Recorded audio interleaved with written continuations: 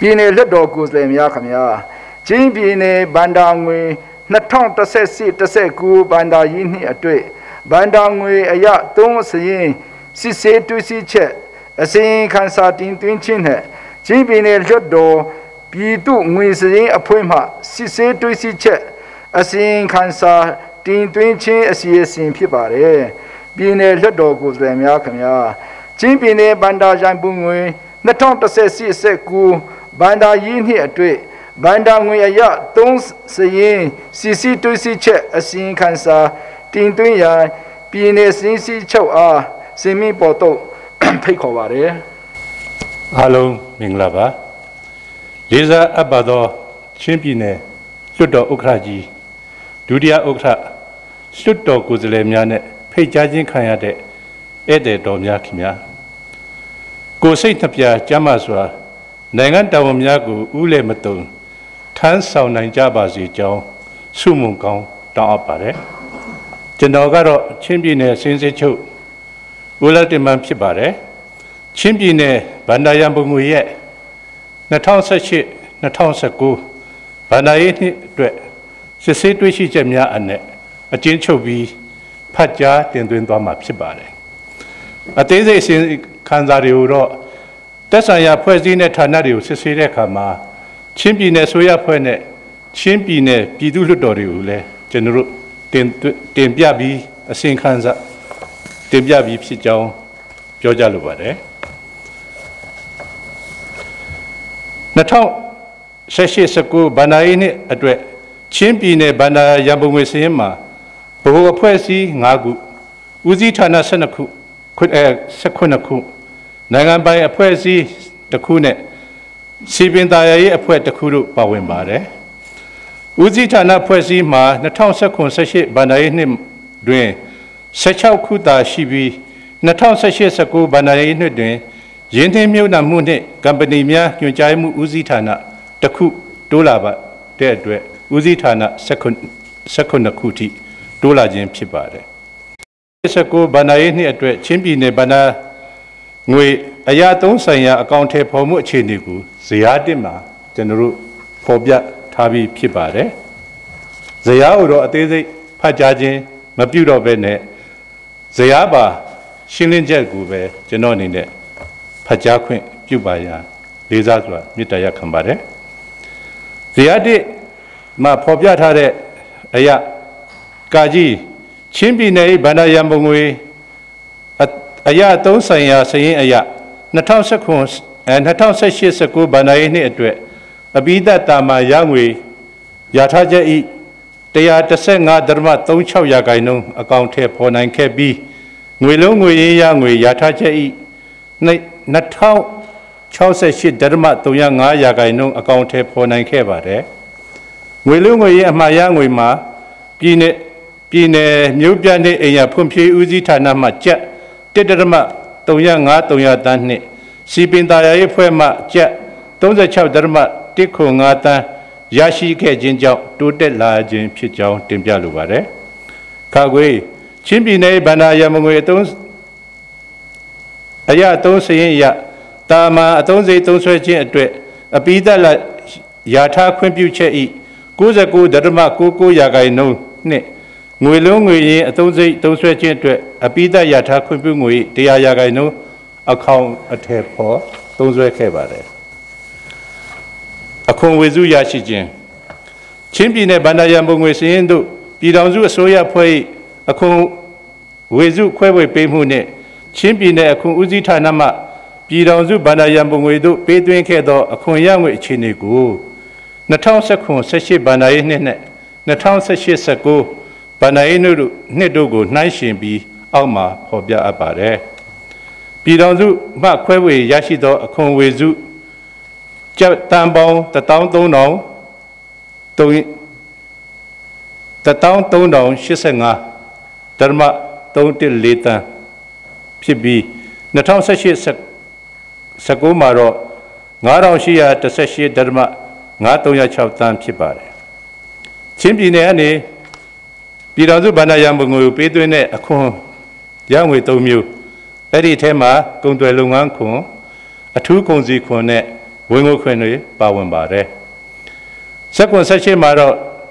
ကျပ်တန်ပေါင်း1149.8နှစ်တန်းဖြစ်ပြီး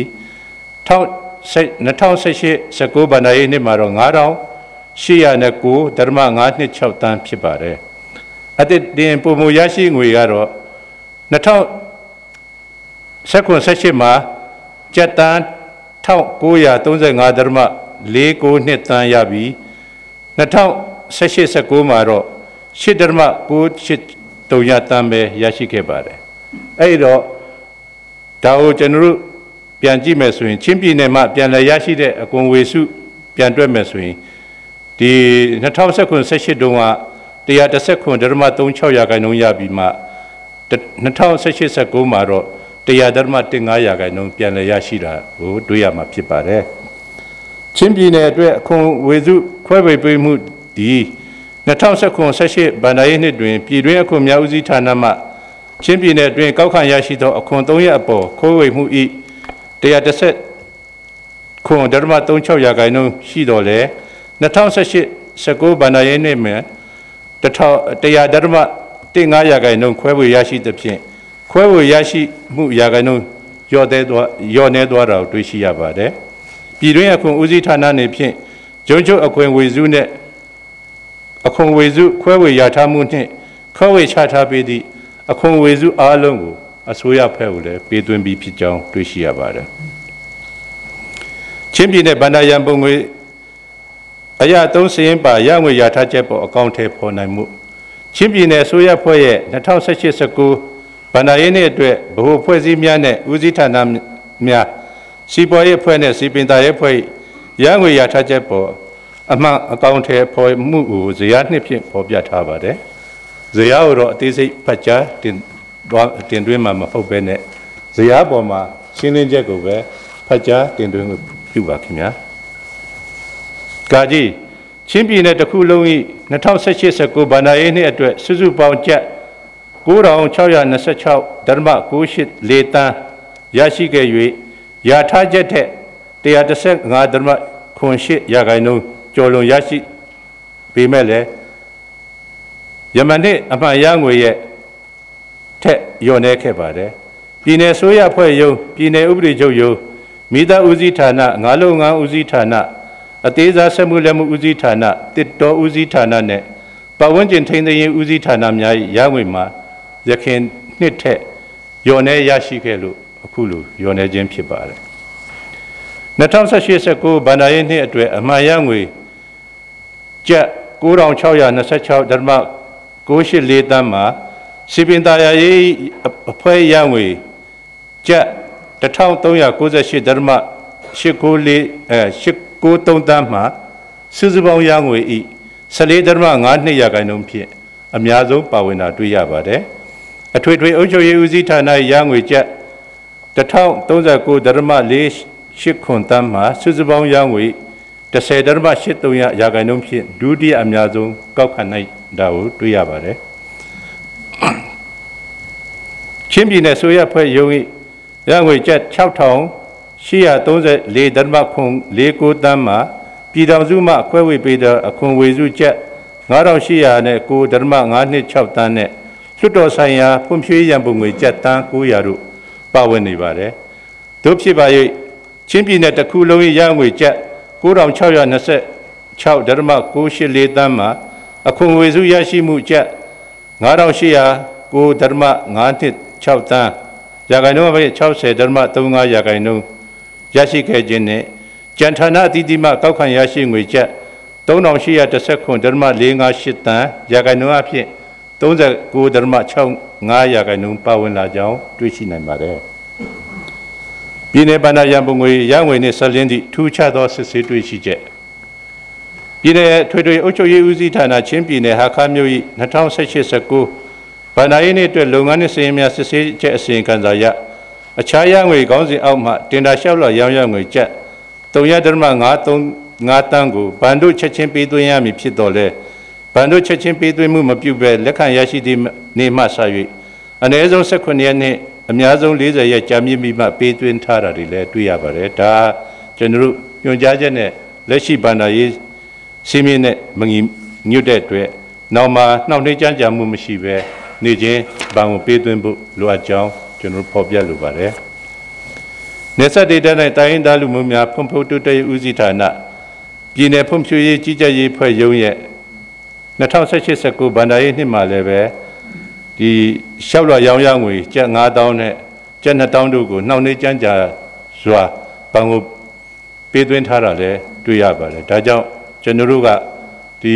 အစိုးရရငွေရတာနဲ့ချက်ချင်းဘဏ်ကိုပေးသွင်းရမယ်ဆိုတဲ့ညွှန်ကြားချက်ကိုအတိအကျလိုက်နာကြဖို့အားလုံးကိုတိုက်တွန်းချင်ပါတယ်။ပြည်내ဘဏ္ဍာရန်ပုံငွေခွင့်ပြုငွေနဲ့အမှန်သုံးစွဲမှုအခြေအနေချင်းပြည်내ဘဏ္ဍာရန်ပုံငွေအရသုံးဆိုင်ရာစည်ရင်းအရ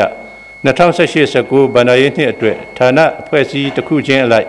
ခွင့်ပြုတဲ့ငွေနဲ့သုံးစွဲငွေတွေကိုနှိုင်းယှဉ်ပြီးဇယားသုံးမှာကျွန်တော်ဖော်ပြထားပါတယ်။ဇယားသုံးကိုလည်းအသေးစိတ်ဖတ်ကြားခြင်းမပြုတော့ပါဘူး2018-19ဘဏ္ဍာရေးနှစ်ငွေလုံးငွေရင်းသုံးစိတ်မှာလမ်းဦးစီးဌာနရဲ့သုံးစွဲငွေကျပ်68,030နဲ့ဒရမ46,300တန်းမှာငွေလင်းငွေရင်းအသုံးစိတ်စုစုပေါင်းကျပ်3,12,900ဒရမ9.5တန်းဤ60ဒရမ36ရာခိုင်နှုန်းရှိပြီးအများဆုံးသုံးစွဲထားတာတွေ့ရပါတယ်။အထွေထွေအုပ်ချုပ်ရေးဦးစီးဌာန၊သမဝိုင်မဦးစီးဌာနတို့မှာရခိုင်နှစ်ထက်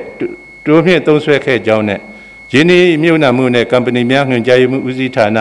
တခုတိုးလာခြင်းကြောင့်ရခိုင်နှစ်ထက်တိုးမြင့်သုံးစွဲခဲ့တာကိုလည်းတွေ့ရှိရပါတယ်။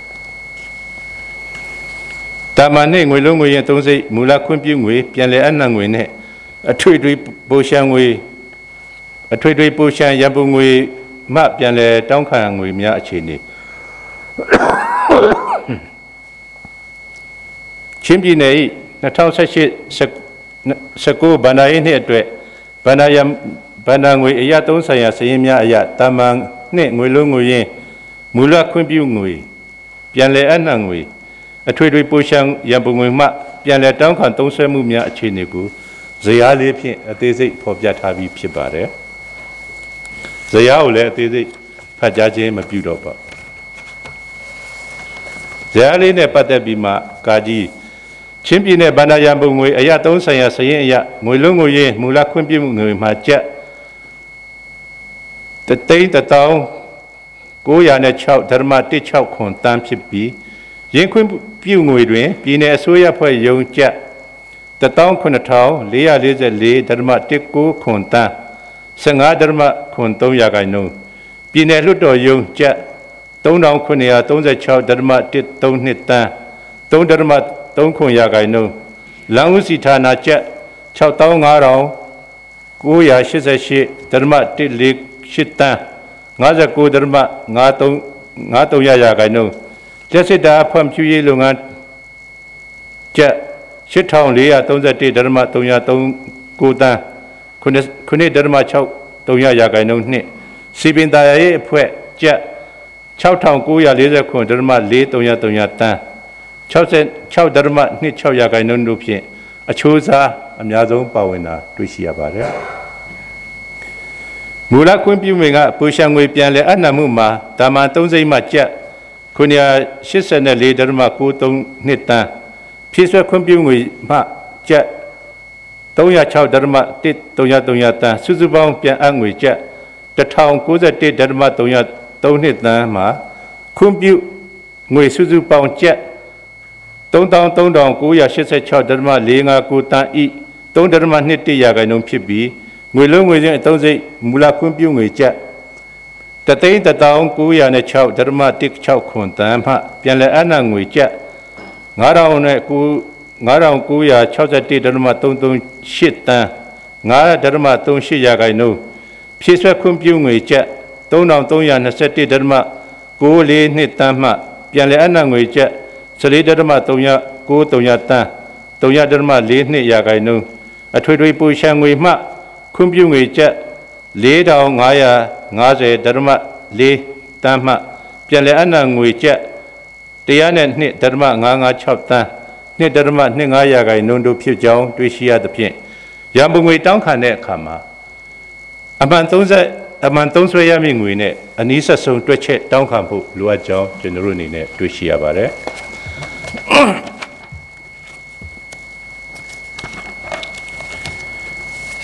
တမန်သုံးစိတ်ခွင့်ပြုမှုမှာပြန်လည်အနှံငွေများမှာအထွေထွေအုပ်ချုပ်ရေးဦးစီးဌာနမှကျပ်162.86 တန်းမှာအများဆုံးပြန်လည်အနှံငွေဖြစ်ပြီးပြည်내လမ်းဦးစီးမှကျပ်140.62 3 တန်းဖြင့်ဒုတိယအများဆုံးနဲ့ပြည်내အစိုးရဖွဲ့ရုံးမှကျပ်99.669 တန်းဖြင့်တတိယအများဆုံးပြန်လည်အနှံခြင်းဖြစ်ကြောင်းတွေ့ရှိရသဖြင့်ရန်ပုံငွေတောင်းခံရတွင်အမှန်သုံးစွဲရမည့်ငွေနှင့်အနည်းဆက်ဆုံးတွက်ချက်ရထားတောင်းခံရန်လိုအပ်ပါသည်မူလဖြစ်ဆက်ငွေနှင့်အထူးထူးပွေရှန်ငွေမှပြန်လည်အနှံငွေတာမန်3စိတ် plus ငွေလုံးငွေရင်3စိတ်စုစုပေါင်းကျပ်9169.316 တန်းမှာဌာန24ခုမှပြန်လည်အနှံငွေဖြစ်ပြီးဌာန24ခုမှမူလပြန်လည်အနှံငွေကျပ်6946.293 တန်းဖြစ်ဆက်ခွင့်ပြုငွေမှပြန်လည်အနှံငွေဌာန17ခုမှကျပ်320.193 တန်းအထွေထွေပို့ရှန်ငွေ GRF ငွေလုံးငွေအသုံးစိတ်ခွင့်ပြုငွေမှပြန်လည်အနှံငွေဌာန3ခုမှကျပ်102.556 တန်းတို့သည်အနှံငွေများပြားကြောင်းတွေးရှိရသဖြင့်ပို့ရှန်ငွေများပြားစွာပြန်လည်အနှံမှုမဖြစ်စေရန်အတွက်သုံးစွဲမိငွေရက်ကိုအနည်းဆက်ဆုံးရထားတွက်ချက်ပေးဖို့လိုအပ်ပါတယ်အသုံးစိတ်ခွင့်ပြုငွေနှင့်သုံးစွဲမှုကိုစစ်စစ်တင်ပြခြင်း2018-19 ဘဏ္ဍာရေးနှင့်အတွက်ချင်းပြည်နယ်ဘဏ္ဍာရမငွေဖြင့်ဆောင်ရွက်သောဌာနများ၏အသုံးစိတ်စစ်ဆေးတွေ့ရှိချက်အချို့ကိုကောက်နှုတ်ပြီးအောက်မှာကျွန်တော်ဖော်ပြထားပါပဲ။ကာကြီးချင်းပြည်နယ်လွှတ်တော်ယုံဟာခါမျိုး၏2018-19 ဘဏ္ဍာရေးနှင့်အတွက်လုပ်ငန်းနှင့်စီးရင်များစစ်ဆေးချက်အစီရင်ခံစာရ O306 ဓာတ်ဆီဆက်စီချောစီငွေစင်းကောင်းစီမှခွင့်ပြုငွေအတိုင်းကျပ်51.922 တန်းကိုသုံးစွဲထားကြောင်းစစ်ဆေးတွေ့ရှိရပါတယ်။ဒါပေမဲ့ဒီမူလအရာသုံးခန့်မှန်းခြေစီးရင်မှာထည့်သွင်းရထားခြင်းမရှိသောမီးစက်အတွက်သုံးစွဲရန်ဒီဇယ်စီပရီမီယမ်1320 ဂါလံဝယ်ယူခြင်းအတွက်ကျပ်9.953 တန်းကျခံသုံးစွဲထားကြောင်းကိုလည်းတွေ့ရှိရပြီးဗန္ဒာရေးကုန်တဲ့အခါမှာတခါတည်းထုတ်ယူသုံးစွဲခဲ့တာတွေ့ရှိရတဲ့အတွက်အသုံးစိတ်တရက်ကိုမကုံအောင်သုံးစွဲတကယ်လို့ဖြစ်နေကြောင်းတွေ့ရှိရပါတယ်ဒါမျိုးတွေနောက်မဖြစ်ဖို့ရှောင်ကျဉ်ဖို့လိုအပ်ပါတယ်308လက်ဆောင်ပေးခြင်းနဲ့အလှူဒါနငွေစင်းကောင်းခြင်းမှခွင့်ပြုငွေအတိုင်းကျပ်60ကိုသုံးစွဲထားကြောင်းတွေ့ရှိရပြီးစက်တင်ဘာ2019လအတွက်အလှူငွေပေးအပ်ခြင်းနဲ့လက်ဆောင်ပေးခြင်းကျပ်50ထုတ်ယူသုံးစွဲခြင်းနဲ့ဆက်လင်း၍အစည်းအဝေးမှတ်တမ်းမရှိဘူးအသုံးစိတ်ပြည်စာများမှာငွေပေးချေသူလက်မှတ်များရေးထုတ်ထားမှုမရှိဘူးဖျားကြောင်မိဘငယ်ရင်ကျေးမှုအဖွဲ့နဲ့လူငယ်အဖွဲ့အစည်းများထံမှလက်ခံရရှိသည့်တရားဝင်ငွေရပြည်စာထောက်ထားများတင်ပြနိုင်မှုမရှိတာကိုတွေ့ရှိရပါတယ်ဒါတွေကိုလည်းနောက်ကျမ်းပြောင်ပြီးမှစနစ်တကျပြန်လဲပြီးအသုံးစိတ်ပြည်စာများကိုပြန်လဲရယူပြီးတင်ပြထားဖို့လိုအပ်ကြောင်းကျွန်တော်တို့အနေနဲ့တွေ့ရှိရပါတယ်နောက်306 အခန်းစိငွေစင်းကောင်းစဉ်မူလခွင့်ပြုငွေအတိုင်းကျပ်9.9 တန်းသုံးစွဲထားတာတွေ့ရှိရပါတယ်အဲ့ဒီသုံးစွဲတဲ့နေရာမှာလွှတ်တော်ရုံးဖွင့်ပွဲတက်ရောက်တော့လာသောဧည့်သည်များအခန်းစိလွှတ်တော်ရေးရာစည်းဝေးနဲ့ပုံမှန်စည်းဝေးတက်ရောက်သူများအခန်းစိများကို306 ကျွေးမွေးစရိတ်ကောင်းစဉ်မှာကြာခံသုံးစွဲရမှာဖြစ်ပေမဲ့နိုင်ငံခြားသားဧည့်သည်များအတွက်306 အခန်းစိငွေစင်းကောင်းစဉ်ကနေမှားယွင်းစွာကြာခံထားကြောင်းတွေ့ရှိရပါတယ်2018-19 ဘဏ္ဍာရေးနှစ်အတွင်းငွေလုံးငွေရင်အသုံးစိတ်ဖြင့်ဆောင်ရွက်ခဲ့သည့်အောက်ဖော်ပြပါလုပ်ငန်းများနှင့်ဆက်လျင်းပြီးနိုင်ငံတော်သမ္မတရုံး၏14/2019ရက်စွဲပါညွှန်ကြားချက်အမှတ်1/2019နှစ်အညီအိတ်ဖွင့်တင်တာခေါ်ယူဆောင်ရွက်ထားမှုမရှိကြောင်းနဲ့ကွန်ကရစ်လမ်းခင်းခြင်းလုပ်ငန်းမှအပကြံလုပ်ငန်းများအားချင်းပြည်နယ်ဆိုရဖွဲ့ရုံးတို့တင်ပြ၍ခွင့်ပြုမိရယူဆောင်ရွက်ထားမှုမရှိကြောင်းတွေ့ရှိရပါတယ်လွတ်ကအမတ်စင်ကာကြီးလွတ်တော်ရုံးရိပ်သာမြေထိန်နေရန်ဆောက်လုပ်ခြင်းခွင့်ပြုငွေကျပ်တန်း100 လွတ်တော်ရုံးအဆောက်အဦဆောက်လုပ်ခြင်းခွင့်ပြုငွေကျပ်614.136 တန်းကွန်ကရစ်လမ်းခင်းခြင်းကျပ်183.553 တန်းရုံးသုံးစက်ကရိယာများဝယ်ယူခြင်းကျပ်2258.834 တန်းဖြစ်ပါတယ်ငွေလုံးငွေရဲ့အသုံးစရိတ်ဖြင့်ဆောင်ရွက်သည့်လုပ်ငန်းများအားစစ်ဆေးရေးအဖွဲ့မှ9/9/2020 ရက်နေ့တွင်မျက်မြင်ကွင်းဆင်းစစ်ဆေးတာရုံးသုံးစက်ကရိယာဝယ်ယူခြင်းကောင်းစဉ်အောက်မှ CCTV တပ်ဆင်ခြင်းလုပ်ငန်းတွင်ခန့်မှန်းခြေအရ bullet camera 28 လုံးတန်ဖိုးကျပ် 34.163 တန်းနှင့် drone camera 18 လုံးတန်ဖိုးကျပ် 19.643 တန်းစုစုပေါင်း 51.833 တန်းဖြစ်တော်လဲမျက်မြင်စစ်ဆေးမှရမှာ bullet camera 20 လုံးတန်ဖိုးကျပ် 24.433 တန်းနှင့် doom camera drone မဟုတ်ပါဘူးခင်ဗျာအဲ့မှာဟိုစလုံးပေါင်းမှားနေတဲ့အတွက်နည်းနည်းပြင်ဆင်ပေးဖို့ doom camera ဖြစ်ပါတယ်26 လုံးတန်ဖိုးကျပ် 25.483 တန်းစုစုပေါင်းကျပ် 49.883 တန်းဖြစ်သဖြင့်ပုံမပေးချေငွေကျပ် 1.923 တန်းနှင့်ချင်းပြည်နယ်လွှတ်တော်ရုံးတည်ဆောက်ခြင်းလုပ်ငန်းခွင့်ပြုငွေကျပ်614.136 တန်းအနက်ချန်စီယိုကာယံခြင်းလုပ်ငန်းကျပ် 120.543 တန်းတွင်ခန့်မှန်းခြေစရင်တက်ချက်ရာ၌ front gate door gate post နှင့်လူဝင်ပေါက် gate door အား deduction ပြုလုပ်ခဲ့ခြင်းမရှိသဖြင့်ပုံမထုတ်ယူငွေကျပ် 3.648 တန်းစုစုပေါင်း 2.568 တန်းအားပြန်လည်ပေးသွင်းစေခဲ့ရာ17/9/2012 ရက်စွဲပါချလန်မှတ်66ဖြင့်ပေးသွင်းပြီးဖြစ်ပါတယ်ချင်းပြည်နယ်အစိုးရဖွဲ့ဤ2018-19 ဘဏ္ဍာရေးနှစ်အတွက်လုပ်ငန်းနှင့်စာရင်းများစစ်ဆေးတွေ့ရှိချက်အစီရင်ခံစာရ O4O2 အဆောက်အဦပြင်ဆင်ထိန်းသိမ်းစိတ်ခွင့်ပြုငွေကျပ်25.133 တန်းဖြင့်ဌာနခွဲလေးဝန်ကြီးရုံးဖွဲ့အခမ်းများပြင်ဆင်ခြင်းလုပ်ငန်းကို Power 7 Company Limited မှတာဝန်ယူဆောင်ရွက်ခဲ့ပြီးခန့်မှန်းခြေစာရင်း BQ တွင်ကုန်သွယ်ခွန်9%ထည့်သွင်းရေးဆွဲထားတော်လဲအမှန်တကယ်ပေးဆောင်ခဲ့ခြင်းမရှိတာတွေ့ရှိရတဲ့အတွက်အဆိုပါကုန်သွယ်ခွန်ကျပ်1.119 တန်းအားစစ်ဆေးချိန်24ရက်6လ2020ရက်စွဲပါချလန်မှတ်38ဖြင့်ပြည်တွင်းအခွန်ဦးစီးဌာနကိုပြန်လည်ပေးသွင်းစေခဲ့ပြီးဖြစ်ပါတယ်ပြည်내ထွေထွေအုပ်ချုပ်ရေးဦးစီးဌာနချင်းပြည်နယ်ဟာခါမြို့၏2018-19ဘဏ္ဍာရေးနှစ်အတွက်လုပ်ငန်းနှင့်စာရင်းများစစ်ဆေးတွေ့ရှိချက်အစီရင်ခံစာအရကန်ထရိုက်စနစ်ဖြင့်လုပ်ငန်းများဆောင်ရွက်တာအတွင်လိုက်နာကျင့်သုံးရမည့်လုပ်ငန်းလမ်းညွှန်ချက်အပိုက်21အရတည်ဆောက်မှုဆိုင်ရာတင်ဒါများအတွက်တင်ဒါအောင်မြင်သူများ၏လုပ်ငန်းပြီးမြောက်မှုအာမခံ performance guarantee အနေဖြင့်တင်ဒါတန်ဖိုး၏9%ကို9ရက်အတွင်းမြန်မာနိုင်ငံတော်ဗဟိုဘဏ်မှအတိအမှတ်ပြုထားတဲ့ဘဏ်တစ်ခုခု၏ဘဏ်အာမခံ brand guarantee ပြုလုပ်၍ပေးသွင်းရမည်ဖြစ်ပါတယ်ပြည်내ဘဏ္ဍာရန်ပုံငွေလုံးငွေရဲ့အသုံးစရိတ်ဖြင့်2018-19 ဘဏ္ဍာရေးနှစ်အတွင်းဆောင်ရွက်သောမတူပီခရိုင်အုပ်ချုပ်ရေးမှူးနေအိမ်လုပ်ငန်းတန်ဖိုးကျပ်68တန်း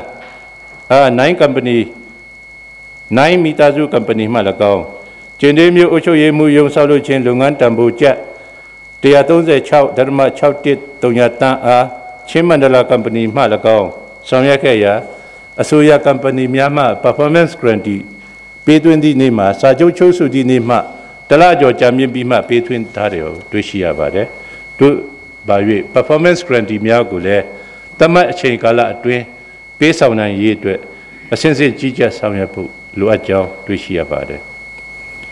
ပြည်내ရန်ပုံငွေလုံးငွေရဲ့အသုံးစရိတ်ဖြင့်2018-19 ဘဏ္ဍာရေးနှစ်အတွင်း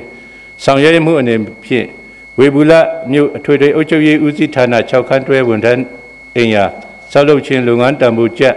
59.83 တန်းဇွဲကဘာ company က၎င်း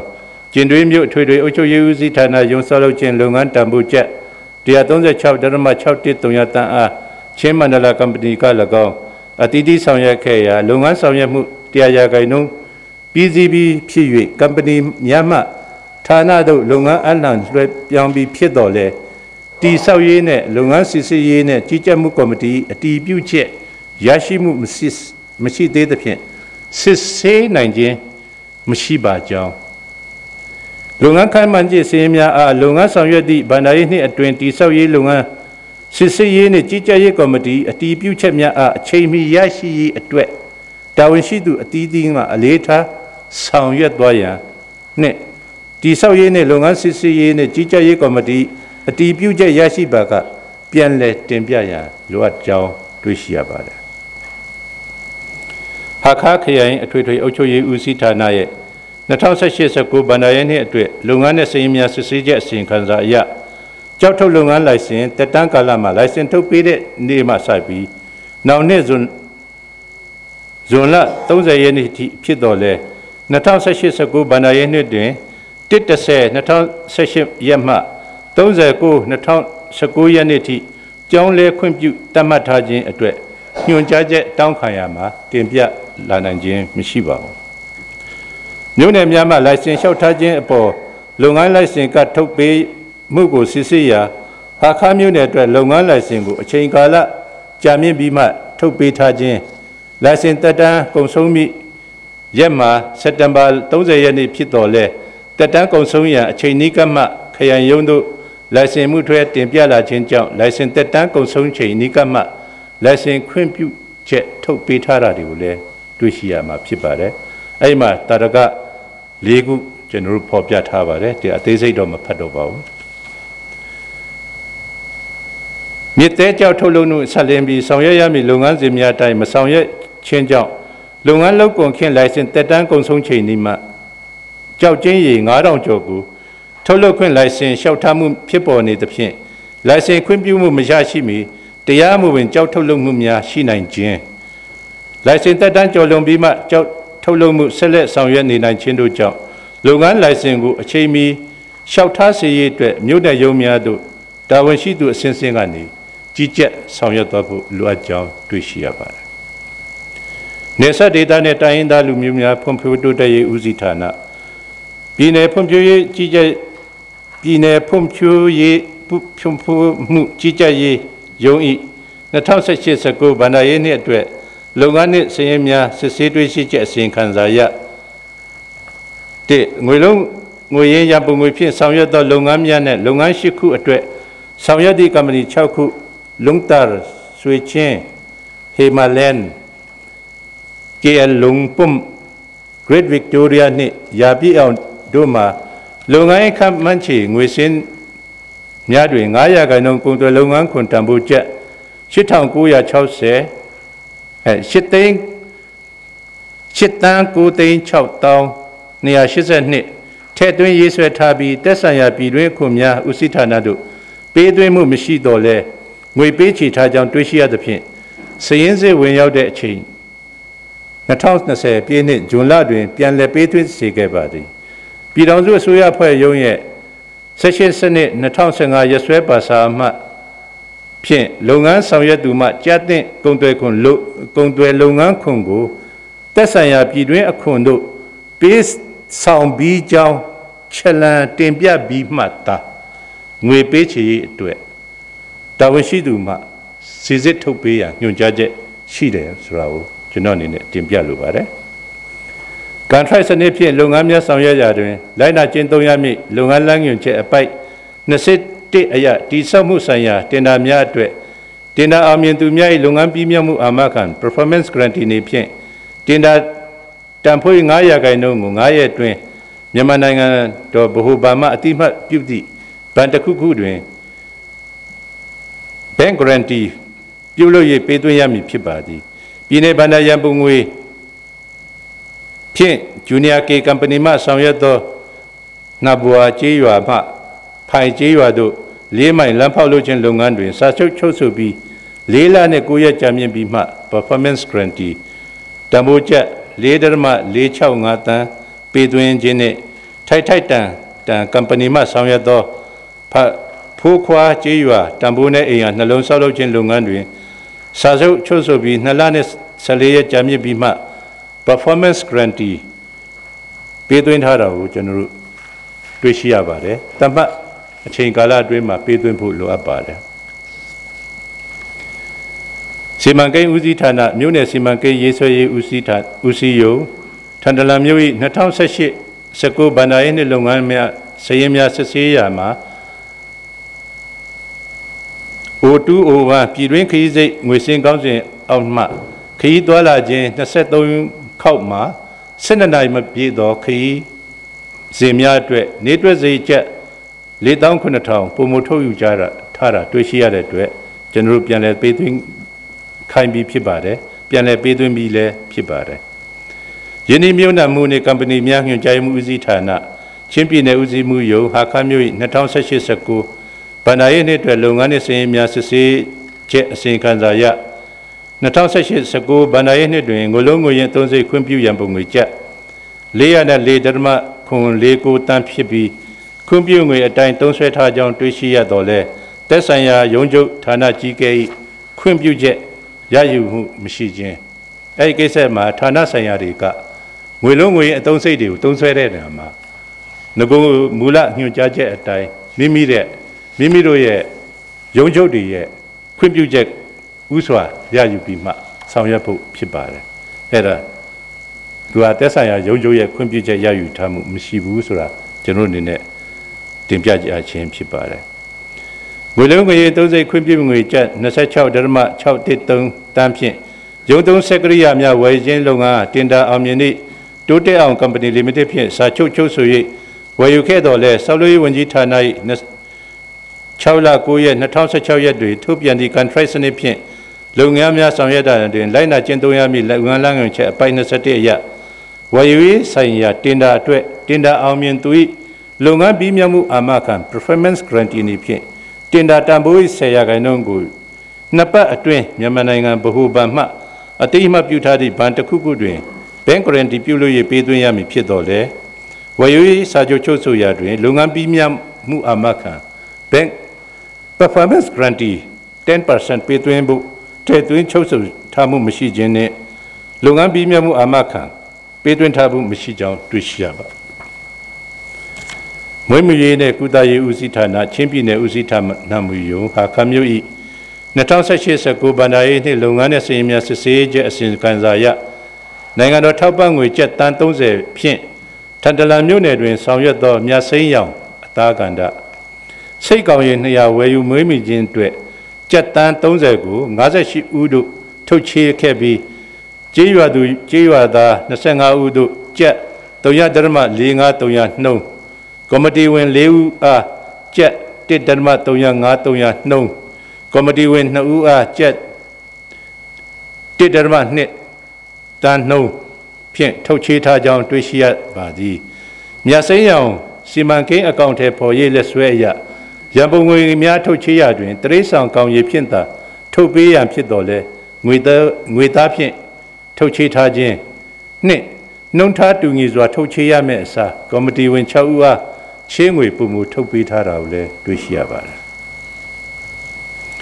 စိုက်ပျိုးရေးဦးစီးဌာနဥယျာဉ်ခြံဟင်းသီးဟင်းရွက်နှင့်အပင်ဇီဝနည်းပညာဌာနခွဲဘော်ခွေ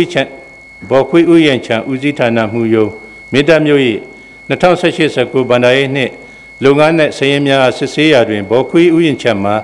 1966ခုနှစ်ကလေးကစတင်တည်ထောင်ခဲ့ပြီးခြံဧရိယာစုစုပေါင်း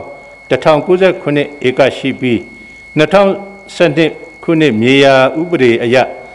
လေယာမြေလုတ်ပိုင်ခွင့်တင်ပြလျှောက်ထားခဲ့ရာ2014ခုနှစ်တွင်198ဧကအတွက်မြေစင်းပုံစံ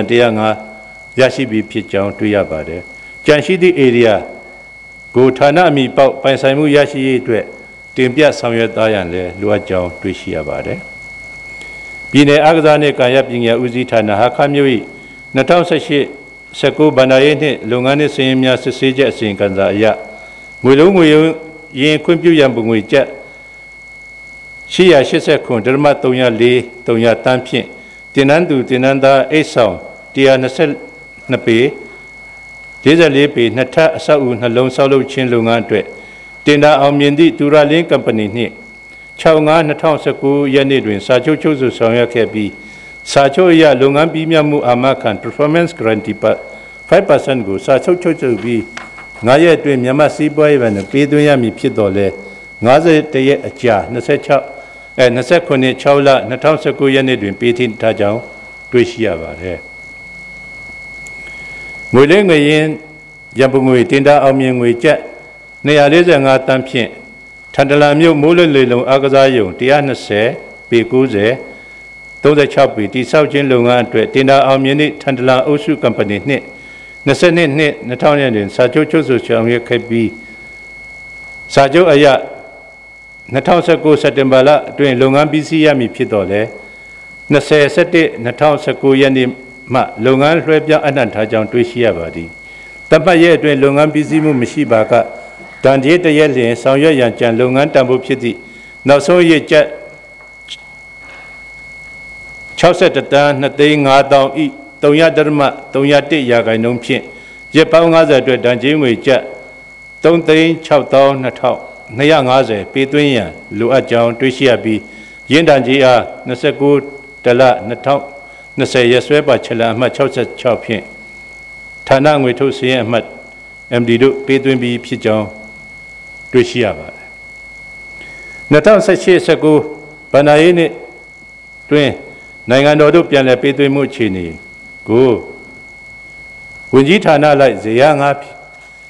အမှတ်စဉ်5ဖြင့်ကျွန်တော်တို့ဖော်ပြထားပြီးဖြစ်ပါတယ်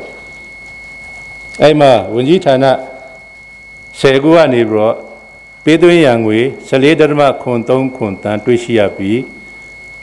ပေးသွင်းပြီးငွေမှာ14.03ခွန်ဖြစ်တဲ့အတွက်ပေးသွင်းရန်ကြွေးကြံမရှိကြောင်းဖော်ပြလိုပါတယ်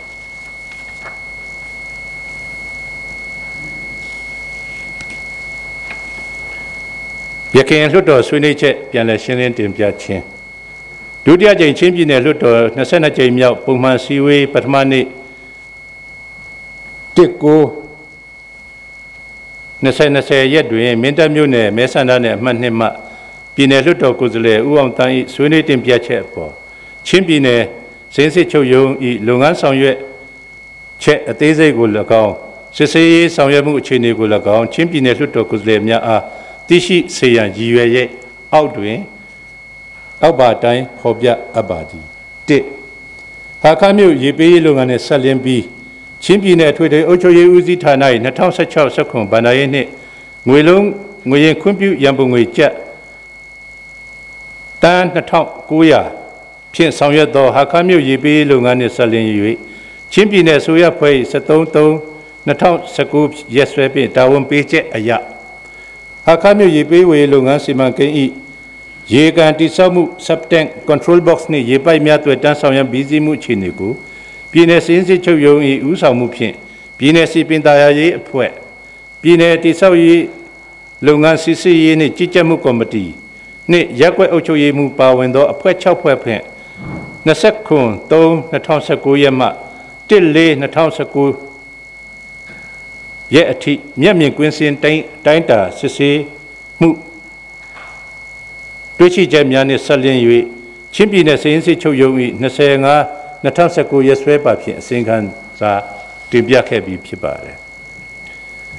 တင်ပြတဲ့အစီရင်ခံစာစစ်ဆေးတွေ့ရှိချက်နဲ့ဆက်လျင်းပြီးချင်းပြည်နယ်အစိုးရအဖွဲ့ညှိနှိုင်းရေးအဖွဲ့၏စီမံခန့်ခွဲမှုဖြင့်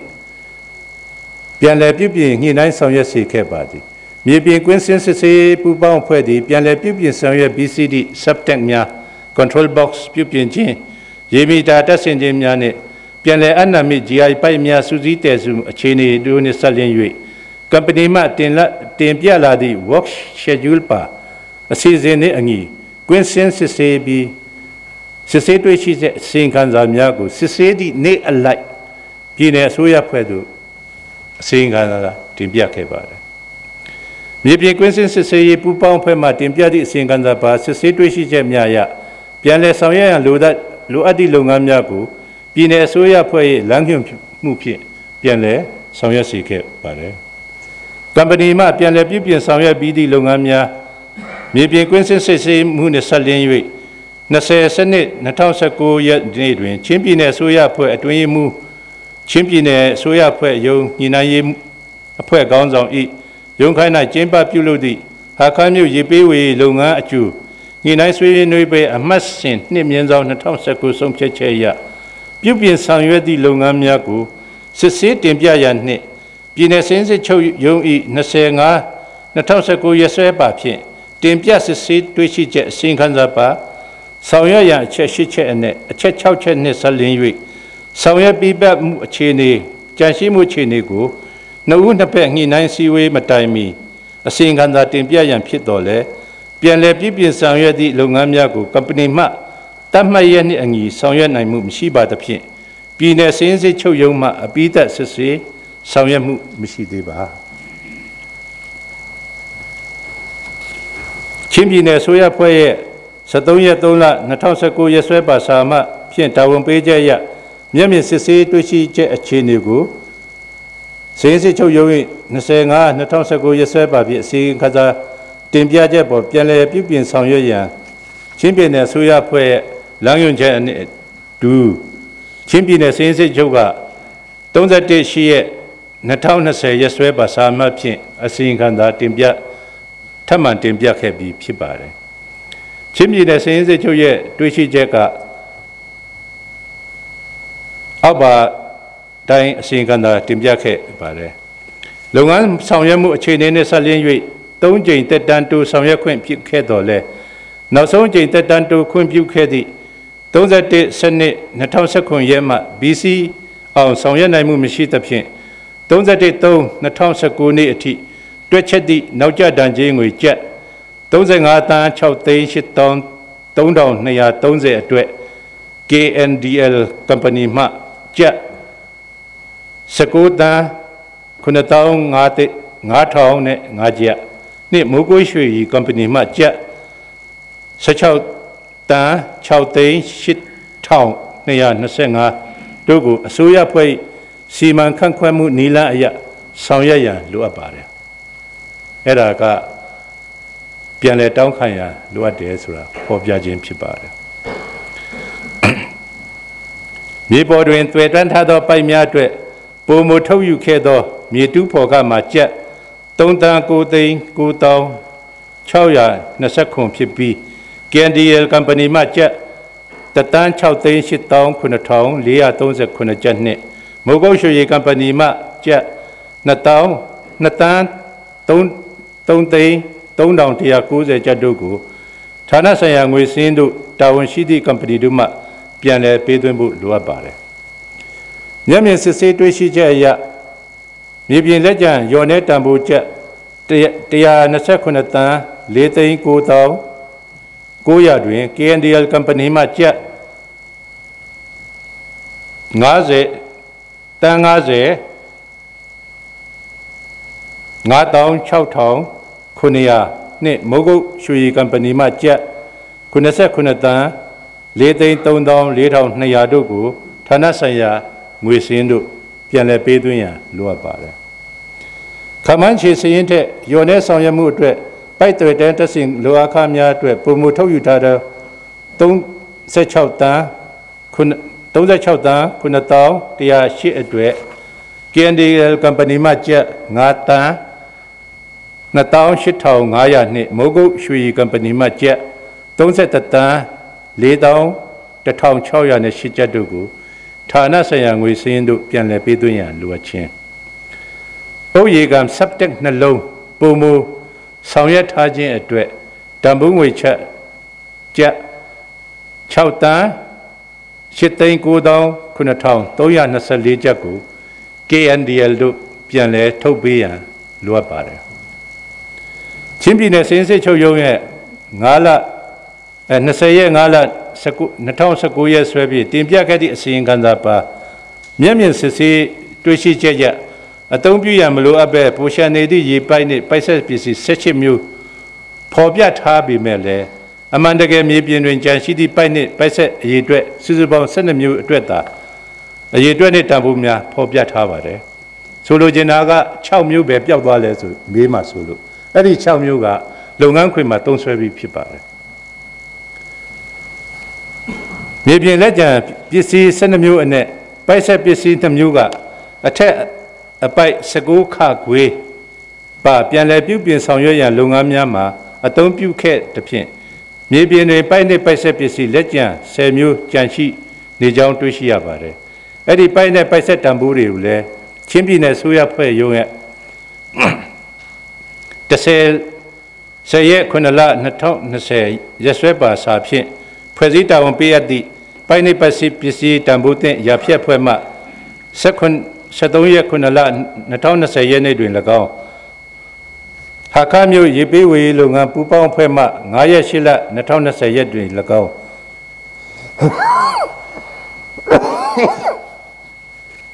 မျက်မြင်ကွင်းစင်းစစ်ဆေး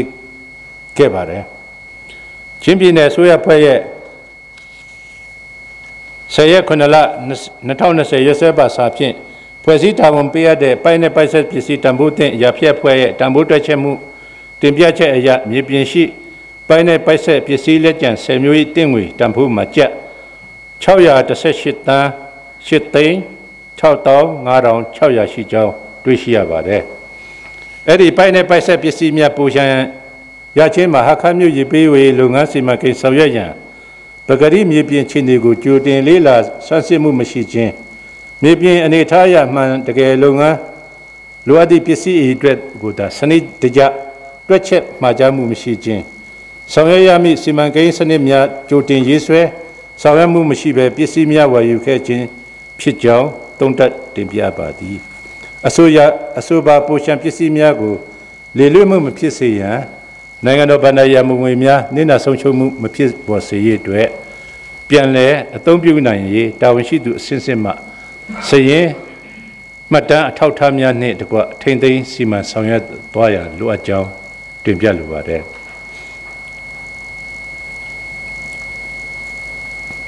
အထက်အပိုက်စာလုံးပါဆောင်ရွက်ရန်အချက်များနှင့်ဆက်လင်း၍သက်ဆိုင်ရာကော်မတီများ၏တာဝန်ရှိပုဂ္ဂိုလ်များလာရောက်ရှင်းလင်းဆောင်ရွက်နိုင်ရန်ချင်းပြည်နယ်အထွေထွေအုပ်ချုပ်ရေးဦးစီးဌာန4ရက်17လ2020ရက်စွဲပါစာအမှတ်ဖြင့် KNDL Company တို့၎င်းစာအမှတ်ဖြင့်မိုးကုတ်ရွှေကုမ္ပဏီတို့၎င်းအတိပေးအကြောင်းကြားစာထုတ်ပြန်ဆောင်ရွက်ခဲ့ကြောင်းတွေ့ရှိရပါသည်သက်ဆိုင်ရာကုမ္ပဏီများမှလာရောက်ရှင်းလင်းဆောင်ရွက်နိုင်မှုမရှိသေးခြင်းပိုင်းနှင့်ပိုက်ဆက်ပစ္စည်းများစနစ်တကျလွှဲပြောင်းအနိုင်မှုမရှိသေးခြင်းနှင့်လုပ်ငန်းအနိုင်သည့်ဌာနတို့တရားဝင်လွှဲပြောင်းမှုမရှိသေးခြင်းတို့ကြောင့်ယင်းနဲ့စင်းစစ်ချုပ်ရုံးမှစစ်ဆေးလုပ်ငန်းအပိသက်ဆောင်ရွက်နိုင်မှုမရှိသေးတာဖြစ်ပါတယ်အခုကြတော့တဖြည်းဖြည်းနဲ့သူတို့ပြန်လည်အနှံ့လာတဲ့အခါမှာဒီဇင်ဘာလကုန်မှာအပိသက်သူတို့ကမ္ပဏီကစီပင်သားရေးကော်မတီကို၎င်းစီပင်အဖွဲ့ကမ္ပဏီကနေပြီးတော့အထွေထွေပြည်နယ်အထွေထွေအုပ်ချုပ်ရေးဦးစီးဌာနကို၎င်းပြည်နယ်အထွေထွေအုပ်ချုပ်ရေးဦးစီးဌာနကလည်းသက်ဆိုင်ရာပြည်နယ်စီပင်သားရေးအဖွဲ့ကို၎င်းလွှဲပြောင်းပေးအပ်သွားလို့ရှိရင်ကျွန်တော်တို့အနေနဲ့အပိသက်စင်းစစ်ဝင်ရောက်စစ်ဆေးသွားမှာဖြစ်ကြောင်းတင်ပြလိုပါတယ်ဝန်ပူချောင်းရေအားလျက်စီမံကိန်းလုပ်ငန်းအဆောင်ရွက်မှုအခြေအနေနဲ့ဆက်လင်းပြီးမတိပီမြို့နယ်ရေစာမြို့ဝန်ပူချောင်းရေအားလျက်စီမံကိန်းအတွက်ကျပ်တန်း8500ရာထားခဲ့ပြီး2019-18ဘဏ္ဍာရေးနှစ်တွင်ချင်းပြည်နယ်အစိုးရအဖွဲ့ခွင့်ပြုရန်ပုံငွေဖြင့်စီမံကိန်းဒီဇိုင်းအတွက်ကျပ်84တန်းနှင့်မြေသားပြုပြင်ခြင်းလုပ်ငန်းအတွက်ကျပ်616တန်းတို့ဖြင့်လုပ်ငန်းများဆောင်ရွက်ခဲ့ပါသည်2018ခုနှစ်ဧပြီမှစက်တင်ဘာလ6လအတွက်ချင်းပြည်နယ်အစိုးရခွင့်ပြုငွေကျပ်တန်း1000ဖြင့်ရွေတိုင်မောင်းတန်ကူကွန်ကရစ်မီတာ1100လုပ်ငန်းဆောင်ရွက်ခဲ့ပါတယ်2018-19ဘဏ္ဍာရေးနှစ်မှာချင်းပြည်နယ်အစိုးရခွင့်ပြုရန်ငွေကျပ်တန်း1500ဖြင့်ရွေတိုင်မြောင်းတန်ကူကွန်ကရစ်မီတာ1000လုပ်ငန်းအတွက်ကျပ်တန်း850နှင့်ရေသွဲမြောင်းမြေသားလုပ်ငန်းအတွက်ကျပ်တန်း200တို့ဖြင့်လုပ်ငန်းများဆောင်ရွက်ရန်ရထားခဲ့တော်လဲချင်းပြည်နယ်သုတော်ရုံးရဲ့6ရက်5လ2019ရက်စွဲပါစာဖြင့်ညှိနှိုင်းအကြောင်းကြားချက်အရဝန်ပူရေအားလျက်စစ်စီမံကိန်းခွင့်ပြုရန်ပုံကျပ်တန်း1050မှစီမံကိန်းလုပ်ငန်းအတွက်ကျပ်တန်း50ချန်လှပ်ပြီးကျန်ငွေကျပ်တန်း1000အားအထွေထွေပိုရှံရပုံငွေ GRF တို့အနှံပြီးလိုအပ်သည့်ဌာနများတို့ခွဲဝေအသုံးပြုနိုင်ရန်နှင့်ခွဲဝေချထားမှုပြန်လည်တင်ပြရန်ညှိနှိုင်းအကြောင်းကြားချက်အရခွင့်ပြုရန်ပုံငွေကျပ်တန်း1000အားအထွေထွေရန်ပုံငွေ GRF တို့ပြန်လည်အနှံ့သဖြင့် 2019 ဘဏ္ဍာရေးနှစ်အတွက်ဆောင်ရွက်ရာထားသည့်စီမံကိန်းလုပ်ငန်းများဆောင်ရွက်မှုမရှိကြောင်းတွေ့ရှိရပါသည်။ကြံငွေကျပ်တန်း90ဖြင့် box culvert လုပ်ငန်းဆောင်ရွက်တာတွေ့ရှိရပါတယ်။ဝန်ပူရေအားလျှပ်စစ်စီမံကိန်းလုပ်ငန်းအတွက်2019-20ဘဏ္ဍာရေးနှစ်တွင်ရေသွယ်မြောင်းလုပ်ငန်း12မီတာအတွက်ကျပ်10တန်းခွင့်ပြုဆောင်ရွက်ခဲ့ပြီး2020-21ဘဏ္ဍာရေးနှစ်အတွက်ကျပ်15တန်းခွင့်ပြုရထားကြောင်းတွေ့ရှိရပါသည်။ဝန်ပူရေအားလျှပ်စစ်စီမံကိန်းအတွက်လုပ်ငန်းအတွက်2019-2018ဘဏ္ဍာရေးနှစ်မှ2020-21ဘဏ္ဍာရေးနှစ်ထိကျပ်1985တန်းခွင့်ပြုရထားပေးခဲ့ပြီးဖြစ်ပါတယ်။2019-18ဘဏ္ဍာရေးနှစ်၌ရေဇာမျိုးနှင့်အနီးပတ်ဝန်းကျင်ကျေးရွာများကျက်စင်မီဖူလုံစွာရရှိရန်ရည်ရွယ်၍ရန်ပုံငွေခွဲဝေရရှိခဲ့ခြင်းဖြစ်ပြီးချင်းပြည်နယ်လျှက်စစ်အင်ဂျင်နီယာရုံးတို့ပြည်နယ်ဗန္ဒာရန်ပုံငွေဖြင့်ခွဲဝေခွင့်ပြုခဲ့ခြင်းဖြစ်ပါသည်။ယင်းခွင့်ပြုသုံးစွဲငွေများပြည်နယ်စည်ရင်းစစ်ချုပ်ရုံးမှပြည်နယ်လက်စစ်အင်ဂျင်နီယာရုံးတို့စစ်ဆေးရာတွင်ထည့်သွင်းစစ်ဆေးဖော်ပြခဲ့ခြင်းဖြစ်ပြီးဝန်ပူရေအားလျှပ်စစ်စီမံကိန်းအတွက်2019-18ဘဏ္ဍာရေးနှစ်မှ2020-21ဘဏ္ဍာရေးနှစ်တွင်ခွင့်ပြုရန်ပုံငွေစုစုပေါင်းမှာကျပ်1985တန်းဖြစ်ပြီးသုံးစွဲငွေစုစုပေါင်းမှာကျပ်1960ဖြစ်၍2020-21ဘဏ္ဍာရေးနှစ်အတွက်ခွင့်ပြုရန်ပုံငွေကျပ်15တန်းမှာထုတ်ယူသုံးစွဲခြင်းမရှိသေးပါသုံးစွဲပြီးငွေများနှင့်ဆက်လင်းပြီးမတပီရေဇာမြို့တွင်ဆောင်ရွက်သောဝန်ပူချောင်းအသေးစားရေအားလျှပ်စစ်စီမံကိန်းအတွက်2019-18ဘဏ္ဍာရေးနှစ်တွင်ရန်ပုံငွေကျပ်တန်း900ခွင့်ပြုခဲ့ပြီးရေအားလျှပ်စစ်စူးစမ်းဖော်ထုတ်ခြင်းနှင့်ဒီဇိုင်းပြုလုပ်ခြင်းလုပ်ငန်းအတွက်84တန်းသုံးစွဲ၍ Zelius Star Company နှင့်ရေအားလျှပ်စစ်စီမံကိန်းဆိုင်ရာအကျိုးတည်ဆောက်မှုလုပ်ငန်းအတွက်ကျပ်616တန်းသုံးစွဲခဲ့၍ Power 7 Company တို့မှဆောင်ရွက်ခဲ့ပါသည်လုပ်ငန်းပြည်စည်းမှုမျက်မြင်စစ်ဆေးရန်ချင်းပြည်နယ်စင်းစစ်ချုပ်ရုံး၏16/9 ရက်2018ရွေးဆဲပါဖြင့်မတူပြည်စင်းစစ်ရုံးတို့တာဝန်ပေးခဲ့ရာအစီရင်ခံသည့်ကာလအတွင်းရာသီဥတုအခြေအနေနှင့်လမ်းပန်းဆက်သွယ်ရေးအခြေအနေအရကွင်းစင်ပြီးမစစ်ဆေးနိုင်ခဲ့ကြောင်းနဲ့မှတ်တမ်းဓာတ်ပုံများနဲ့သာစစ်ဆေးခဲ့ကြောင်းဖော်ပြအပ်ပါတယ်2018ဧပြီမှစက်တင်ဘာလ6လအတွက်ရန်ပုံငွေကျပ်တန်း1000ခွင့်ပြုသုံးစွဲခဲ့ပြီးရေသွယ်မြောင်းမီတာ1100ကို Power 7 Company တို့နှင့် Zelius Star Company တို့မှမီတာ950စီဆောင်ရွက်ခဲ့ပါသည်စာချုပ်အရလုပ်ငန်းပြီးစီးရန်သတ်မှတ်ထားသည့်အတိုင်း Power 7 Company မှဆောင်ရွက်နိုင်ခဲ့တော်လဲ Zelius Star Company မှ69ရက်နောက်ကျပြီးမှပြီးစီးခဲ့သဖြင့်ဒဏ်ကြေးငွေကျပ်3,35,000ကိုပေးသွင်းရန်အစီခံစာတွင်ဖော်ပြခဲ့ပြီး73ရက်3လ2019ရက်နေ့တွင်ချလန်မှတ်103ဖြင့်ပေးသွင်းစေခဲ့ပြီးဖြစ်ပါတယ်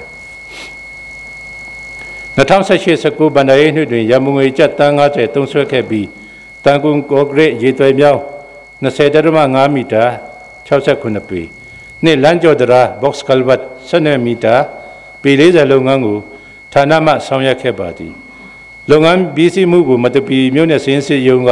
မျက်မြင်တိုင်းတာစစ်ဆေးခဲ့ရာခမန်းကြီးစရင်နဲ့အညီဆောင်ရွက်ခဲ့ကြောင်းစစ်ဆေးအစီရင်ခံစာတင်ပြထားပါတယ်2019-20ဘဏ္ဍာရေးနှစ်တွင်ရန်ပုံငွေကျပ်10တန်းသုံးစွဲထားပြီးရေတမောင်း12မီတာဆောင်ရွက်ကြောင်းတင်ပြချက်ရသိရှိရတော့လေပြည်နယ်လျှက်စစ်အင်ဂျင်နီယာရုံး၏19-20ဘဏ္ဍာရေးနှစ်လုပ်ငန်းနှင့်စည်ရင်းများကိုကျွန်တော်အနေနဲ့စစ်ဆေးနိုင်ခြင်း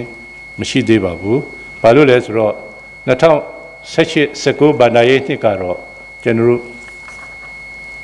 2019-2020ဘဏ္ဍာရေးနှစ်ကတော့စက်တင်ဘာလ30ရက်နေ့မှာကုန်ဆုံးတဲ့အတွက်သူတို့ကစရင်မပိတ်နိုင်သေးတဲ့အတွက်ကျွန်တော်တို့အနေနဲ့စစ်ဆေးနိုင်ခြင်းမရှိတာကိုဖော်ပြလိုပါတယ်။ချင်းပြည်နယ်စင်းစစ်ချုပ်ရုံးကဝန်ပီရေအားလျှက်စစ်ဓာတ်အားပေးလုပ်ငန်းကိုတိကျစစ်ဆေးရမည့်အဖွဲ့အစည်းတရက်အဖြစ်စစ်ဆေးရန်အတွက်ကျွန်တော်တို့ပြည်ထောင်စုစင်းစစ်ချုပ်ရဲ့ခွင့်ပြုချက်ရရှိရမှသာစစ်ဆေးနိုင်တာဖြစ်ပါတယ်။အခုကတော့ကျွန်တော်တို့ကဒီ ပြည်နယ်လျှက်စစ်လုပ်ငန်းရဲ့ပြည်နယ်လျှက်စစ်အင်ဂျင်နီယာရုံးရဲ့တာမန်လုပ်ငန်းစဉ်တစ်ခုအနေနဲ့ထည့်သွင်းဖော်ပြပြီးကျွန်တော်တို့စစ်ဆေးတာဖြစ်ကြောင်းကျွန်တော်အနေနဲ့တင်ပြပါတယ်အဲ့ဒါကြောင့်ကျွန်တော်တို့ရဲ့အစီအစဉ်ခံစာတွေမှာဝန်ဖူရီအားလျှက်စစ်ကိစ္စနဲ့ပတ်သက်ပြီးမှတိကျတင်ပြထားခြင်းမရှိတဲ့အတွက်အခုမှလွှတ်တော်ကိုယ်စားလှယ်များသိရှိရာကျွန်တော်တို့စစ်ဆေးထားတဲ့ဥစ္စာလေးတွေကိုကောက်နှုတ်ပြီးပြန်လည်ဖော်ပြရခြင်းဖြစ်ကြောင်းတင်ပြလိုပါတယ်ခြုံငုံသုံးသပ်တင်ပြချက်ချင်းပြည်နယ်ရဲ့အဓိကရငွေကောက်ခံပေးသောဌာနများနဲ့2018-19ဘဏ္ဍာရေးနှစ်အတွင်းပြည်တွင်းအခွန်ဦးစီးဌာနမှကောက်ခံပေးသောအခွန်၃မျိုးမှာအနည်းငယ်လျော့နေသွားခြင်းစီပင်သားရဲဖွဲ့များကကောက်ခံရရှိငွေများပုံမူလာခြင်းအထွေထွေအုပ်ချုပ်ရေးဦးစီးဌာန၏အကောက်ခွန်ရငွေများအထိုက်လျောက်ပုံမူလာခြင်းနှင့်စိုက်ပျိုးရေးဦးစီးဌာနမှရငွေပုံမူလာခြင်းတို့ကိုတွေ့ရှိရတော့လဲအခြားအခွန်ခောက်ရငွေကောက်ခံပေးနိုင်သောငါးလုံးငါးဦးစီးဌာနအသေးစားစက်မှုလက်မှုလုပ်ငန်းဦးစီးဌာနနှင့်ပုဂ္ဂလိကယင်းနှိမ့်မြုပ်နှံမှုလုပ်ငန်းအခွင့်အလမ်းများဖြင့်ဝင်ငွေရရှိရေးဆောင်ရွက်နိုင်သောပြည်내တစ်တော်ဦးစီးဌာနနှင့်ပြည်내လက်စစ်တအားဖွံ့ဖြိုးလုပ်ငန်းတို့ကချင်းပြည်내ဗန္ဒာငွေတိုးတက်ရရှိရေးအတွက်စီမံကိန်းစီမံချက်များရေးဆွဲရေးကြိုးပမ်းဆောင်ရွက်ဖို့လိုအပ်ကြောင်းသုံးသပ်ပါတယ်2018-19ဘဏ္ဍာရေးနှစ်အတွက်ဘဏ္ဍာငွေသုံးစွဲမှုကိုသုံးသပ်ရတွင်တာမန်နှစ်ငွေလုံးငွေရဲ့သုံးစိတ်များတစ်နှစ်ထက်တစ်နှစ်ပုံမှုသုံးစွဲလာပြီးကဏ္ဍတည်တည်အခြေခံစောက်အုံများတည်ဆောက်မှုတွင်ပုံမူလာကြောင်းတွေ့ရှိရပါသည်အထူးသဖြင့်လမ်းပန်းဆက်သွယ်ရေးကဏ္ဍတွင်ရာဂိုင်နှုန်းအများဆုံးအသုံးပြုလျက်ရှိကြောင်းတွေ့ရှိရပြီးလုပ်ငန်းရေးအတွက်များပြားသည့်နှင့်အမျှနိုင်ငံတော်၏ဗန္ဒာရန်ပုံငွေများအဟောအတိကမဖြစ်စေရေးလုပ်ငန်းများစံချိန်စံကုန်ပြည့်မီစေရေးနှင့်တရားတီလုပ်ငန်းတရားတီခံလုပ်ငန်းများမဖြစ်စေရေးအတွက်တာဝန်ရှိသူအစဉ်စဉ်ကလုပ်ငန်းအရေးသွေးနှင့်အရေးအတွက်ပြည့်မီအောင်စင်ဆက်မပြတ်ကြက်မှတ်ဆောင်ရွက်သွားဖို့လိုအပ်ပါတယ်ချင်းပြည်နယ်ဆိုရဖွဲ့နဲ့ဌာနဆိုင်ရာဖွဲ့စည်းအသီးသီးမှနှစ်စဉ်ရန်ပုံငွေများရာထားတွက်ချက်တောင်းခံမှုဗန္ဒာရေးဆိုင်ရာစီမံခန့်ခွဲမှုများကိုသုံးသပ်ရတာအချို့ဌာနအဖွဲ့အစည်းများသည်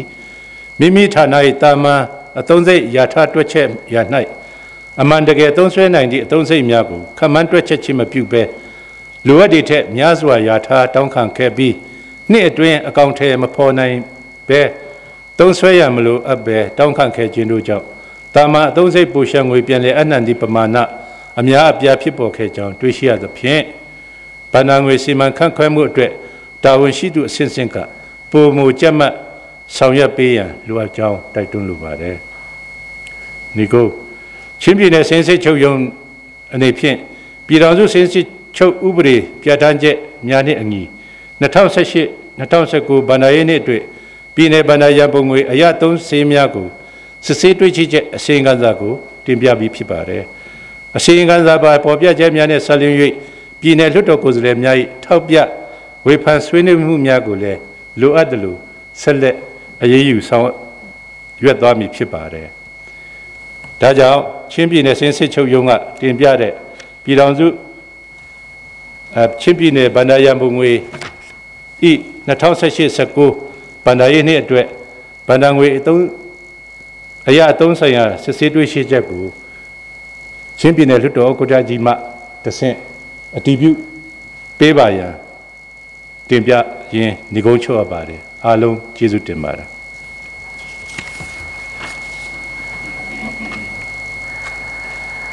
ပြည်내လွှတ်တော်ကိုယ်စားလှယ်များခင်ဗျာပြည်내စင်းစီချုပ်မှအစဉ်ခံစာတင်သွင်းပြီးဖြစ်ပါသဖြင့်ချင်းပြည်내လွှတ်တော်ပြည်သူ့ငွေစည်းအဖွဲ့မှစစ်ဆေးတွေ့ရှိချက်သုံးသပ်ချက်အစဉ်ခံစာတင်သွင်းရဖိတ်ခေါ်ပါတယ်လွှတ်တော်ဥက္ကဋ္ဌကြီးနဲ့တကွဒုတိယဥက္ကဋ္ဌလွှတ်တော်ကိုယ်စားလှယ်များချင်းပြည်내အစိုးရအဖွဲ့ဝန်ကြီးချုပ်နဲ့ဝန်ကြီးများပြည်내စင်းအစိုးရအဖွဲ့အကြီးအကဲများအားလုံးမင်္ဂလာပါလို့ခွင့်ဆက်တာပါတယ်ကျွန်တော်ကတော့ကံပလက်မြို့နယ်မဲဆန္ဒနယ်မှတင်မှလွှတ်တော်ကိုယ်စားလှယ်ဥပ္ပထမ်းဖြစ်ပါတယ်ဒီနေ့ကျွန်တော်အနေဖြင့်ချင်းပြည်내စည်ရင်စစ်ချုပ်ရုံး၏ 2019ပန်တာရင်နှင့်အတွက်ဌာနဆိုင်ရာများ၏လုပ်ငန်းနှင့်စည်ရင်းများကိုစစ်ဆေးချက်အစီရင်ခံစာပေါ်ချင်းပြည်နယ်လွှတ်တော်ပြည်သူ့ငွေစည်ရင်းအဖွဲ့၏စစ်စစ်တွေ့ရှိချက်အစီရင်ခံစာကိုပြည်သူ့ငွေစည်ရင်းအဖွဲ့ကိုစားပြည်သူ့ငွေစည်ရင်းအဖွဲ့အတွင်းမှုအနေနဲ့တင်သွင်းတော်မှာဖြစ်ပါတယ်။နိတန်ချင်းပြည်နယ်ဇင်းစစ်ချုပ်ရုံးမှဌာနဆိုင်ရာများ၏2019ပန်တာရင်နှင့်အတွက်လုပ်ငန်းနှင့်စည်ရင်းများစစ်ဆေးချက်အစီရင်ခံစာကိုပြည်နယ်လွှတ်တော်ရုံးတို့ပေးပို့လာသည်မှာ10မြင်းဆောင်20မှ17မြင်းဆောင်20ကာလအတွက်အစီရင်ခံစာအဆောင်20ခုလက်ခံရရှိရာယင်းအစီရင်ခံစာများကိုစစ်စစ်တွေ့ရှိချက်အရဌာနဆိုင်ရာများမှဒီရှဲဥပဒေနည်းဥပဒေအမိကြေညာညွှန်ကြားချက်များလိုက်နာမှုအားနည်းချစ်ဖော်ပြတဲ့အချက်များကိုစူးစီးတင်ပြတဲ့အစီရင်ခံစာဖြစ်ပါတယ်နံပါတ်1ဒီရှဲဥပဒေနည်းဥပဒေအမိညွှန်ကြားချက်များလိုက်နာမှုအားနည်းခြင်း2020ပြည်နှစ်အောက်တိုဘာမှနိုဝင်ဘာလအထိချင်းပြည်နယ်ဇင်းစစ်ချုပ်ရုံးမှပေးပို့လာသောဌာနဆိုင်ရာလုပ်ငန်းနှင့်ဇင်းများစစ်ဆေးချက်စီရင်ခံစာအဆောင်20တွင်ဌာနများ၏ဒီရှဲဥပဒေနည်းဥပဒေအမိညွှန်ကြားချက်များလိုက်နာဆောင်ရွက်မှုအားနည်းကြောင်းအောက်ပါအတိုင်းတွေ့ရှိရပါတယ်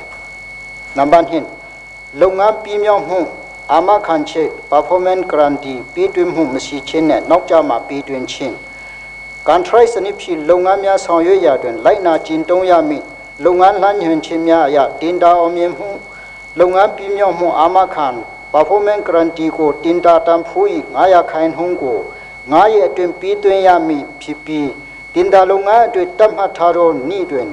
လုပ်ငန်းပြီးစီးအောင်ဆောင်ရွက်မှုမရှိပါကနောက်ကျတန်ကြီးတရစ်ဖြင့်ဆောင်ရွက်ရန်ကြံလုပ်ငန်းတန်ဖိုး၏3.3%ကိုတင်ဒါအောင်မြင်၍လုပ်ငန်းဆောင်ရွက်သူကပေးသွင်းရမည်ဖြစ်ပါတယ်။ကာကြီးပြည်내စီမံကိန်းရေးဆွဲဦးစီးဌာနကလုပ်ငန်း၄ခုကိုလုပ်ငန်းအနှံစာချုပ်တွင်နောက်ကျကြီးငွေတရစ်ဖြင့်ကျပ်1000ပေးရရန်စာချုပ်ဆိုခြင်း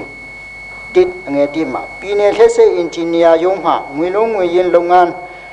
အနှံစာချုပ်တွင်နောက်ကျကြီးတပတ်ဖြင့်စာချုပ်တန်ဖိုး3.5%ဖြင့်ချုပ်ဆိုပြီးတတ်မှတ်ရဲ့နေ့တွင်လုပ်ငန်းပြီးစီးမှုမရှိသောလုပ်ငန်း12ခုအနက်လုပ်ငန်း6ခုမှပေးသွင်းမှုမရှိခြင်းကိုလိုက်နာမှုမရှိဘဲအချို့ကပေးသွင်းမှုမရှိခြင်းနဲ့အချို့ကနောက်ကျမှပေးသွင်းကြောင်းတွေ့ရှိရပါသည်။ကာကြီးအထွေထွေယောဂကုဆေးရုံဖလားမြောက် SMM Company Limited မှဆောင်ရွက်တော်ရင်ခွဲရုံတိဆောက်ခြင်းလုပ်ငန်းကျပ်တန်း15.66အတွက် PG ပေးသွင်းမှုမရှိခါခွေမြန်မာအာမခံလုပ်ငန်းဟာခါမြောက်ရုံးအဆောက်အဦတွင်မှုချင်းဟဲ့ညနေချကတ်တချင်းလုပ်ငန်း၏ PG ကျပ်9,950ကိုစာချုပ်တိ27တလ2019ဖြစ်ပြီး14ရက်2လ2019တွင်တာပေးသွင်းသည်ကငယ်ပြည်내ထွေထွေအုပ်ချုပ်ရေးဦးစီးဌာနလုပ်ငန်းနှစ်ခုအတွက် PG ကိုတလကြိုမှပေးသွင်းခြင်းကဟာကြီးပြည်내ကုတရေးဦးစီးဌာနဟာခါမြောက်လုပ်ငန်း24ခုနဲ့လုပ်ငန်း73ခုအတွက်တတ်မှတ်ရထက်7ရက်မှ2လကြိုတာပေးသွင်းခြင်းငါအစိုးရစက်မှုလက်မှုတိတ်ပါဟာခါမြောက်လုပ်ငန်း3ခုအတွက် PG တလနဲ့2ရက်မှ2လ9ရက်ကြိုမှတာပေးသွင်းခြင်းစလုံးပြည်내ဖွံ့ဖြိုးမှုကြီးကြပ်ရေးယုံဟာခါမြောက်လုပ်ငန်း3ခုမှ PG ပေးသွင်းမှုမရှိခြင်းနံပါတ်3မော်တော်ယာဉ်နှင့်ဆိုင်ကယ်လန်စင်တတ်မှတ်ထားသည့်အတိုင်းတက်တန်းတိုးမှုမရှိခြင်းကာကြီးပြည်내စီမံကိန်းရေးဆွဲဦးစီးဌာနယာဉ်အမှတ်38မြင်းဆောင်395 Toyota Hilux Sharp E လန်စင်9လကြိုတီအထိတက်တန်းမတိုးခြင်းခါခွေမြန်မာဆက်တွေလုပ်ငန်းမော်တော်ယာဉ်အမှတ်7G မြင်းဆောင်112တက်တန်း34လ2020နှစ်တွင်လန်စင်ကုန်ဆုံးပြီးဖြစ်သည်ကငယ်ထွေထွေယောဂကုဆေးရုံကြီးဖလားယာဉ်အမှတ်7T မြင်းဆောင်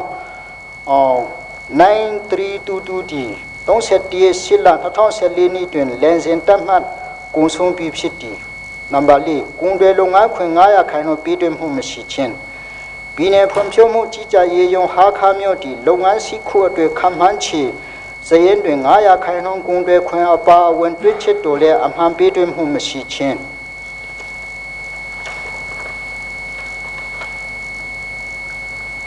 ထင်ရခိုင်နှုန်းဝင်ငွေခွင့်မှာငွေထုတ်ပေးခြင်းတွင်ပင်ရင်မှအခွင့်ငွေနှုံးယူပေးသွင်းရမည်ဖြစ်တော်လဲပြည်နယ်ဖွံ့ဖြိုးမှုကြီးကြပ်ရေးယုံဟာခါမြို့တီလေခန့်တဲ့ဝန်ထမ်းအင်အားနှင့်လေခန့်တွေရိတ်တာလက်စမီအတင်းလဲလေတဆင်ခွင့်ပြုငွေကြက်တန်း9.333တွင်လုပ်ငန်းတန်ဖိုးကြက်4.933နှင့်ဟင်းရခိုင်နှုန်းဝင်ငွေခွင့်ကြက်တန်း3.133ဖြင့်ခန့်မှန်းချေငွေစင်းရေးဆွဲရန်ပုံငွေ30ပါသည်ခုနှစ်အထက်ဖော်ပြပါပြည်နယ်စင်းစစ်ချိုယုံ၏ဌာနဆိုင်ရာစစ်စစ်တွေ့ရှိချက်တွင်ဖော်ပြသည့်တည်ဆဲဥပဒေနည်းဥပဒေအမိန့်ညွှန်ကြားချက်လိုက်နာမှုအားနည်းခြင်းများအပြင်ပြည်နယ်စင်းစစ်ချိုယုံ၏26ရက်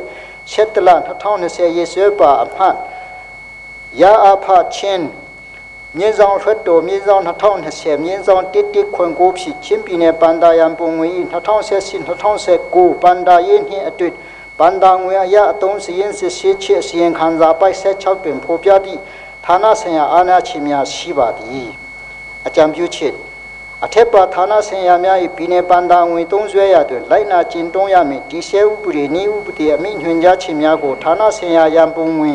ကြီးကြပ်သူအရာရှိမှလိုက်နာဆောင်ရွက်တင်ကြောင်းအကြံပြုရန်အစီရင်ခံစာကိုတင်သွင်းအပ်ပါရခင်ဗျာကျေးဇူးတင်ပါတယ်ပြည်သူ့ငွေစည်းအဖွဲ့